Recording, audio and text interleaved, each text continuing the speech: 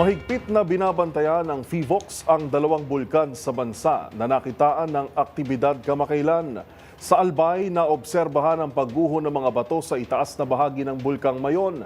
Samantalang sa Negros Island, muling nagpakita ng senyales ng pag-aalboroto ang bulkang Canlaon matapos magbuga ng abo kaninang umaga.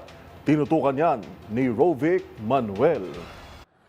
Naispatan ang pagdaos-dos ng mga nagbabagang bato mula sa Summit Lava Dome ng Bulkang Mayon sa Albay kagabi. Ayon sa Philippine Institute of Volcanology and Seismology o PHIVOLCS, sa pulsa camera at seismic monitors ng Mayon Volcano Network, ang naturang panibagong rockfall event kahapon saktong 10:46 ng gabi. Sa tala ng ahensya, nasa 85 rockfall events na ang namomonitor sa bulkan nitong nakalipas na 24 oras. Matatanda ang una ng itinaas ng PHIVOLCS sa Alert Level 2 ang Mayon Volcano dahil sa dumaraming aktibidad nito. Pinaalalahanan naman ng mga residente sa posibleng biglaang pagputok ng bulkan, rockfalls at pag-agos ng lahar kung may matinding pag-ulan. Samantala muli namang nagbuga ng abo at tumaas ang aktibidad sa Bulkang Canlaon sa Negros Island. Sa kuha ng IP camera sa Canlaon Volcano Observatory Canlaon City Stations, saktong 5:55 AM kanina, kita ang pagbuga ng abo na nagdulot ng plumes na may taas ng 75 meters mula sa crater. Nakapagtala rin ng isang volcanic earthquake sa lugar. Sa ngayon, nakataas rin sa Alert Level 2 ang Bulkang Canlaon at pinag-iingat rin ang lahat sa posibleng phreatic explosions. Para sa MBC TV Network News,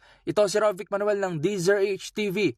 Una sa Pilipinas, una sa Pilipino.